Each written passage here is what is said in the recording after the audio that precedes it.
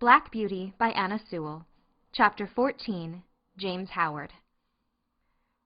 Early one morning in December, John had just led me into my box after my daily exercise, and was strapping my cloth on, and James was coming in from the corn chamber with some oats, when the master came into the stable. He looked rather serious, and held an open letter in his hand. John fastened the door of my box, touched his cap, and waited for orders. "Good morning, John," said the master. "I want to know if you have any complaint to make of James." "Complaint, sir? No, sir." "Is he industrious at his work and respectful to you?" "Yes, sir, always." "You never find he slights his work when your back is turned?" "Never, sir." "That's well. But I must put another question. Have you no reason to suspect, when he goes out with the horses to exercise them or take a message, that he stops about talking to his acquaintances, or goes into houses where he has no business, leaving the horses outside?" "No, sir, certainly not, and if anybody has been saying that about James, I don't believe it, and I don't mean to believe it unless I have it fairly proved before witnesses. It's not for me to say who has been trying to take away James's character, but I will say this, sir, that a steadier, pleasanter, honester, smarter young fellow I never had in this stable. I can trust his word, and I can trust his work. He is gentle and clever with the horses, and I would rather have them in charge with him than with half the young fellows I know of in laced hats and liveries. And whoever wants a character of James Howard," said John, with a decided jerk of his head, "let them come to John Manley."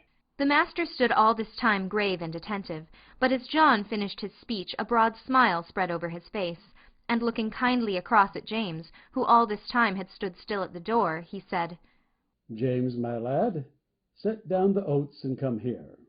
I am very glad to find that John's opinion of your character agrees so exactly with my own. John is a cautious man," he said, with a droll smile, "and it is not always easy to get his opinion about people, so I thought if I beat the bush on this side, the birds would fly out, and I should learn what I wanted to know quickly. So now we will come to business. I have a letter from my brother-in-law, Sir Clifford Williams, of Clifford Hall. He wants me to find him a trustworthy young groom, about 20 or 21, who knows his business. His old coachman, who has lived with him 30 years, is getting feeble, and he wants a man to work with him and get into his ways, who would be able, when the old man was pensioned off, to step into his place.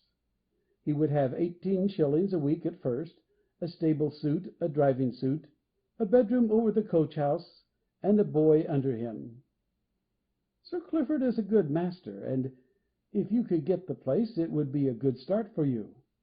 I don't want to part with you, and if you left us, I know John would lose his right hand." "That I should, sir," said John, "but I would not stand in his light for the world." "How old are you, James?" said master. 19 next May, sir. "That's young. What do you think, John?"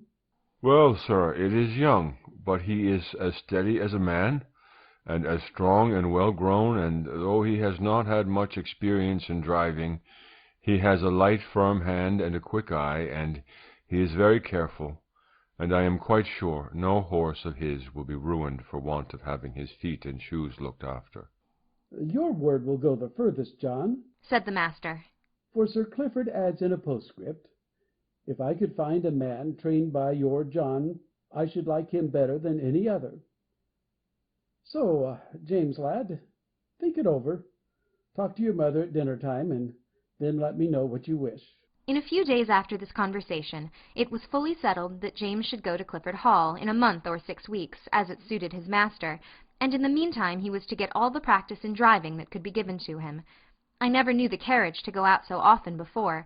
When the mistress did not go out, the master drove himself in the 2-wheeled chaise, but now, whether it was master or the young ladies, or only an errand, Ginger and I were put in the carriage, and James drove us. At the first, John rode with him on the box, telling him this and that, and after that James drove alone. Then it was wonderful what a number of places the master would go to in the city on Saturday, and what queer streets we were driven through. He was sure to go to the railway station just as the train was coming in, and cabs and carriages, carts and omnibuses were all trying to get over the bridge together. That bridge wanted good horses and good drivers when the railway bell was ringing, for it was narrow, and there was a very sharp turn up to the station, where it would not have been at all difficult for people to run into each other, if they did not look sharp and keep their wits about them. End of chapter 14.